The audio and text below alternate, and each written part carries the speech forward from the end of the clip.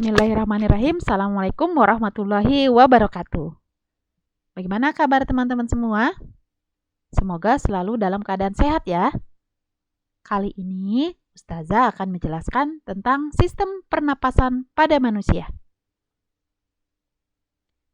Pada sistem pernapasan pada manusia, kita akan belajar saluran pernapasan, jenis-jenis pernapasan,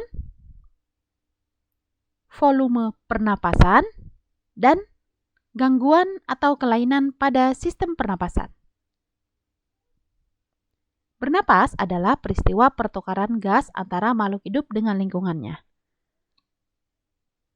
Karena sistem pernapasan manusia, maka terjadi pertukaran antara gas oksigen dengan gas CO2.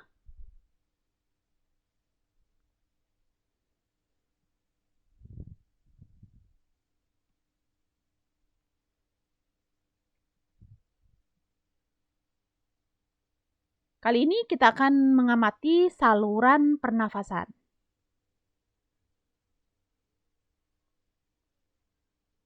Saluran pernapasan itu melibatkan beberapa organ. Udara pertama kali masuk melalui rongga hidung. Lalu dari rongga hidung, udara akan masuk ke faring. Faring merupakan pembatas antara rongga hidung dengan saluran pernapasan. Dari faring, udara akan masuk ke daerah laring.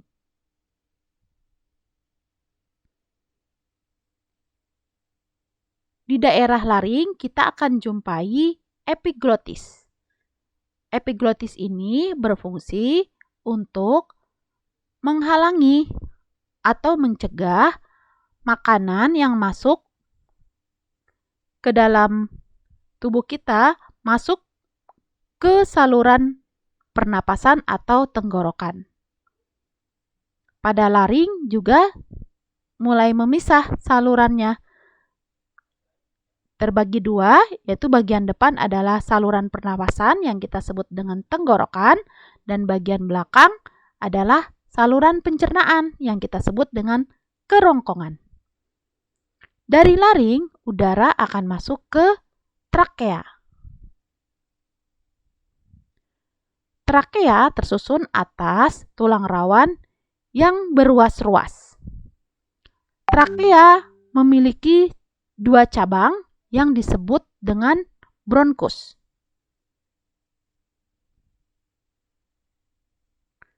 Bronkus akan bercabang-cabang lagi yang disebut dengan bronkiolus.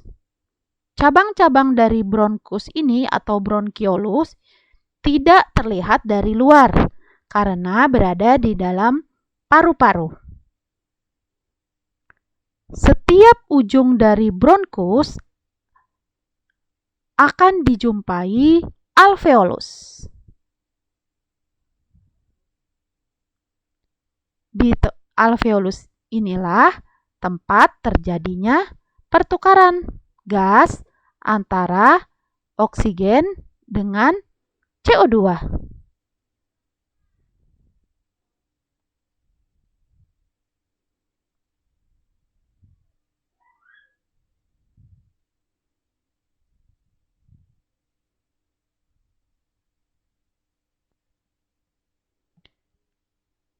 Di alveolus ini,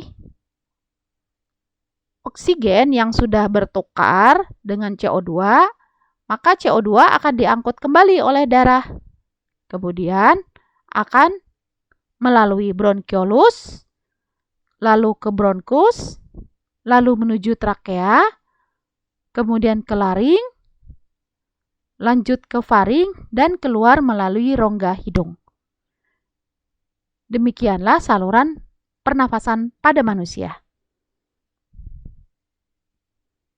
Jadi, jika kita ingin melakukan urutan pernafasan, maka dimulai dari rongga hidung, faring, laring, trakea, bronkus, bronkiolus, dan yang terakhir alveolus.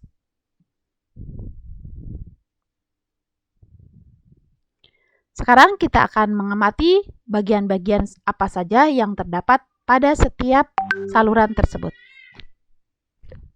Yang pertama pada rongga hidung. Pada rongga hidung akan dijumpai rambut-rambut dan selaput lendir. Rambut-rambut ini berfungsi untuk menyaring udara yang masuk. Sehingga udara yang kita hirup itu merupakan udara yang bersih, bebas dari debu atau benda-benda yang lain. Kemudian selaput lendir berfungsi untuk mengatur kelembaban dalam hidung. Dapat dibayangkan jika tidak ada selaput lendir, maka pada siang hari di mana udara sangat panas, jika tidak ada selaput lendir, maka udara yang masuk ke dalam hidung itu akan terasa sangat panas. Ya. Jadi dengan adanya selaput lendir, ini dapat mengatur kelembaban dan juga menyesuaikan suhu sesuai dengan suhu normal kita. Jadi kita patut bersyukur ya teman-teman. Dengan adanya rambut-rambut dan selaput lendir pada rongga hidung, kita dapat bernafas dengan nyaman. Tidak terpengaruh dengan udara baik panas maupun dingin.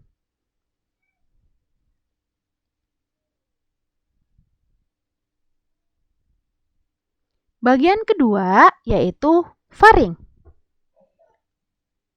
Faring merupakan kelanjutan dari rongga hidung dan berfungsi sebagai pemisah atau pembatas.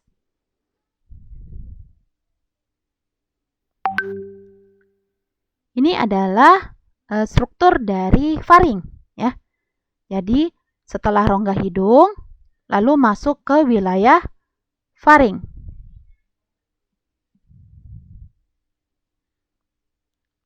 Bagian ketiga adalah laring. Pada laring akan dijumpai epiglotis, yaitu katup yang dapat membuka dan menutup. Sehingga ketika kita makan, katup epiglotis ini akan menutup agar makanan yang kita makan tidak masuk ke dalam saluran pernapasan. Selain itu, pada wilayah laring kita akan jumpai pita suara. Coba teman-teman pegang lehernya. Akan terasa ada yang bergetar kan? Nah, itu menunjukkan pada bagian laring terdapat pita suara. Secara tidak langsung, ketika teman-teman memegang leher, itu sebenarnya teman-teman sedang memegang wilayah laring. Selain itu, pada laring juga dijumpai jakun. Jakun adalah tulang rawan yang hanya dijumpai pada anak laki-laki. Jakun ini akan berkembang ketika laki-laki memasuki masa akil balik. Ini adalah gambar dari laring. Pada laring kita jumpai epiglotis, kemudian pita suara, dan jakun pada laki-laki. Ini adalah penampakan dari depan. Nah, ini adalah laring. Dari laring, udara akan masuk menuju ke trakea. Kemudian dari trakea, di sini terlihat bercabang dua, yang kita sebut dengan bronkus.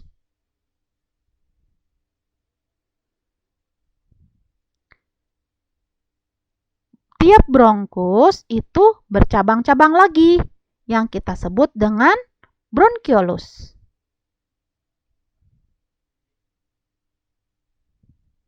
Dan setiap ujung bronkiolus itu akan dijumpai alveolus.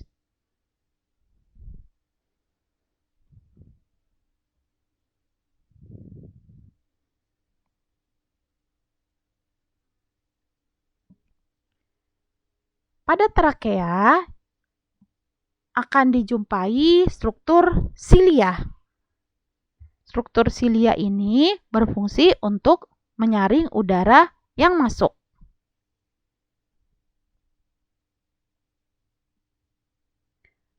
Dari trakea, udara akan masuk ke bronkus atau cabang dari tenggorokan.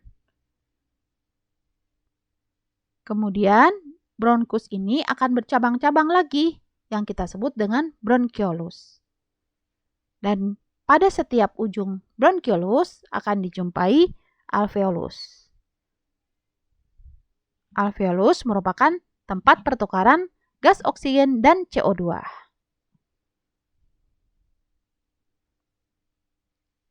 Ini adalah gambar struktur alveolus. Jadi, udara akan diikat oleh sel darah merah. Pertukaran oksigen dengan karbon dioksida terjadi secara difusi. Kenapa hal ini dapat terjadi? Karena dinding dari pembuluh darah dan wilayah alveolus sangatlah tipis, sehingga udara bisa keluar masuk.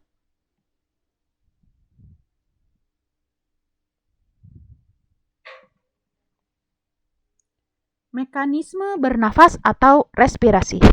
Ketika kita bernafas secara tidak langsung, kita melakukan dua hal, yaitu menarik nafas dan mengeluarkan nafas. Menarik nafas di dalam sistem pernapasan dikenal dengan istilah inspirasi. Dari kata-kata in atau masuk. Sedangkan mengeluarkan nafas dikenal dengan istilah ekspirasi.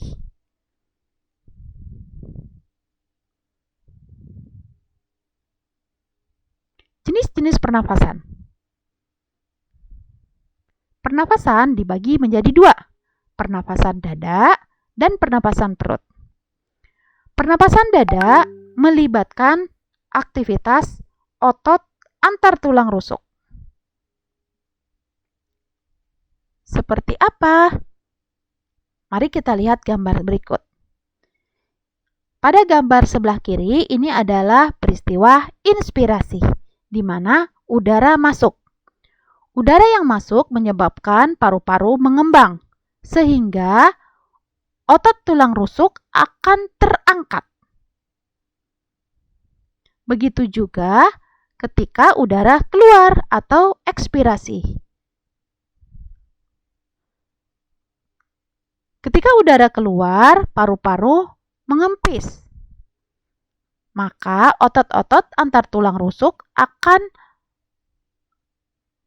menurun ke bawah atau mengalami relaksasi. Pernafasan yang kedua adalah pernafasan perut. Pernafasan perut melibatkan aktivitas diafragma.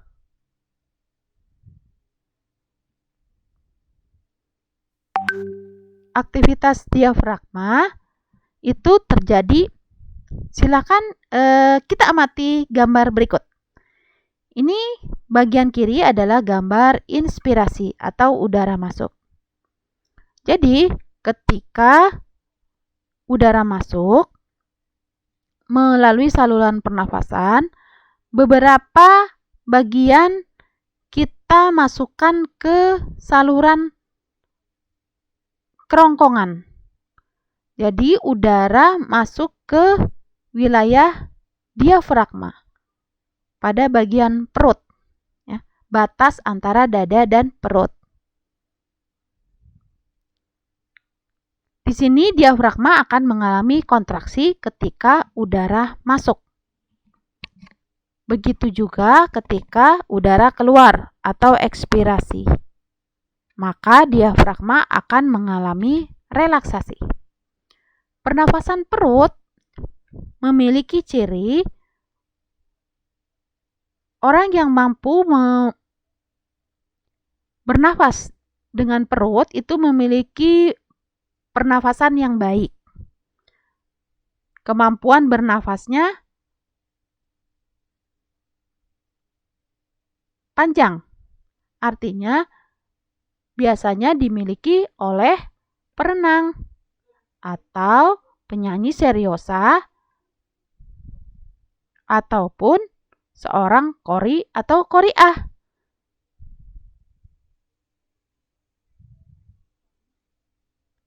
Pernapasan perut harus dilakukan secara teratur jika seseorang ingin mempunyai kemampuan bernafas yang baik dan panjang.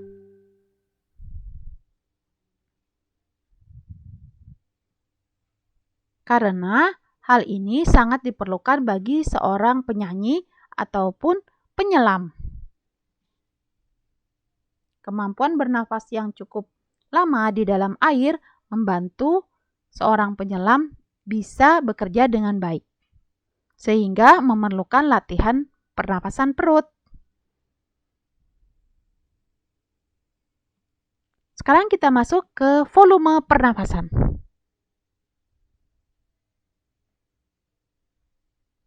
Volume pernapasan itu terbagi menjadi 4. Yang pertama adalah dikenal dengan volume tidal. Volume tidal adalah volume pernapasan secara normal.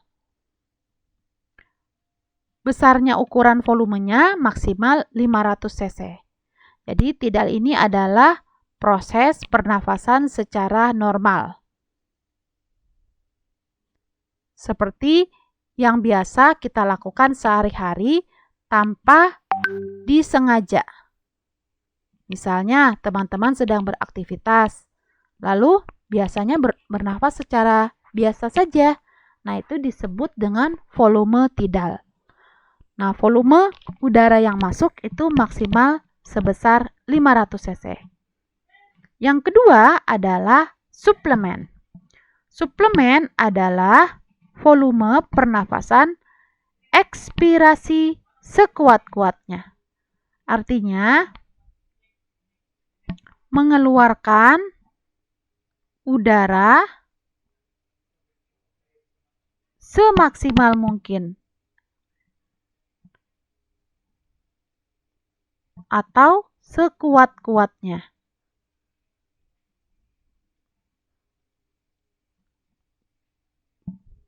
Nah, kemampuan kita atau manusia mengeluarkan udara ketika melakukan ekspirasi semaksimal mungkin adalah 1500 cc. Yang ketiga adalah komplemen. Komplemen adalah menarik nafas atau kebalikan dari suplemen, yaitu menarik nafas atau inspirasi sekuat-kuatnya. Volume yang mampu ditampung atau diterima ketika kita melakukan inspirasi sekuat-kuatnya itu adalah 1500 cc. Kemudian yang keempat adalah residu atau udara yang harus selalu ada di dalam paru-paru. Jadi udara ini harus selalu walaupun mungkin mengalami pergantian, tetapi tidak boleh kosong sama sekali udara yang ada di dalam paru-paru ya. Jadi sering disebut udara sisa. Nah, volumenya maksimal 1000 cc. Nah, bagaimana dengan volume vital? Volume vital itu adalah hasil penjumlahan dari tidal, volume tidal atau pernafasan biasa, ditambah suplemen, ditambah komplemen. Nah, jika kita jumlahkan semua, 500 cc ditambah 1500 ditambah 1500 maka akan diperoleh 3500. Sekarang kita lihat grafiknya. Nah, seperti ini grafik volume pernafasan.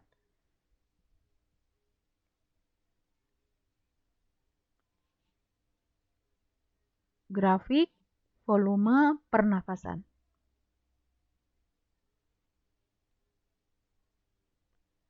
Jika digambarkan dalam grafik, maka akan terlihat seperti yang tertera di layar, ya. Bagian yang kita sebut ya di sini 500 mili atau 500 cc itu adalah volume dari tidal, ya. Jadi ini kita sering tuliskan dengan tidal atau volume pernafasan normal, ya. Nah, kemudian ada grafik naik, artinya kita melakukan inspirasi atau menarik udara. Inspirasi sekuat-kuatnya itu sebesar maksimal 1500 mili atau kita kenal dengan istilah komplement. Nah, sedangkan grafik yang turun ini yang besarnya sama 1500 ini adalah ekspirasi sekuat-kuatnya atau kita kenal dengan istilah suplemen. Nah, sedangkan yang paling bawah 1000 mili ini adalah volume residu atau volume sisa. Nah, di sini ada kapasitas vital atau volume vital. Nah, volume vital ini merupakan penjumlahan dari 3 ya. Dari tidal ditambah suplemen ditambah komplement. Maka kita peroleh 3500. Sedangkan volume total paru-paru berarti sama saja dengan menjumlah keseluruhan. Ya. Jika kita jumlah keseluruhan itu jumlahnya 4500 atau vital ditambah residu ya. Sama saja. Vital itu 3500, residunya 1000, maka jumlahnya akan sama. 4500 cc. Baik. Bagian yang selanjutnya adalah faktor-faktor yang mempengaruhi frekuensi pernafasan.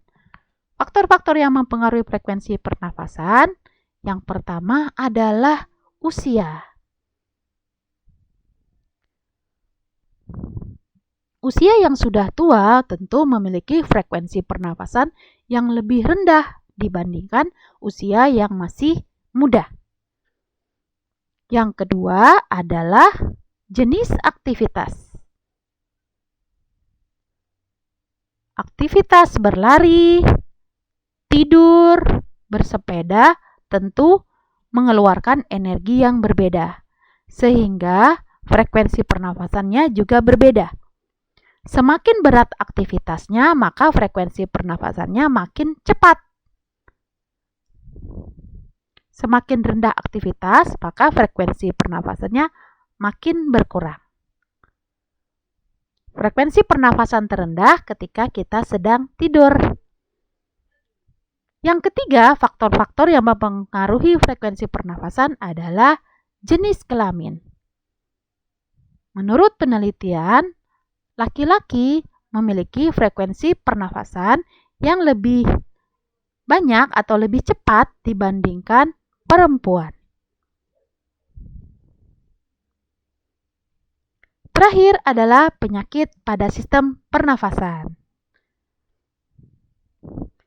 Yang pertama adalah pleuritis.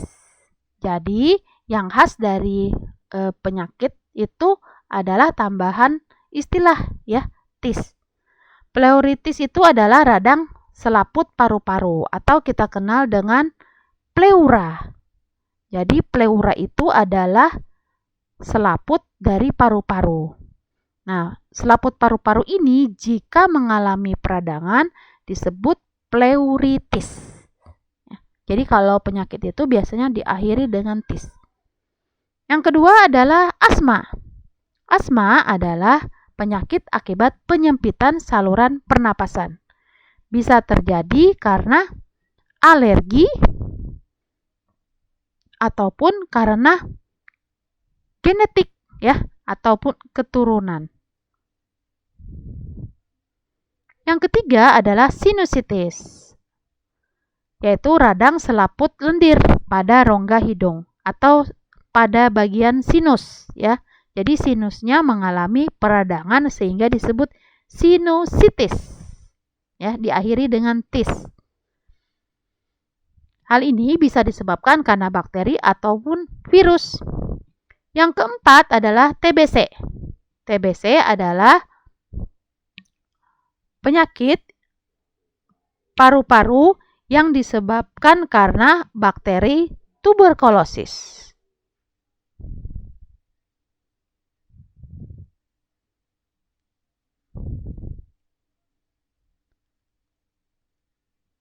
Yang kelima adalah bronkitis, yaitu peradangan yang terjadi pada bronkus, sehingga penyakitnya disebut bronkitis.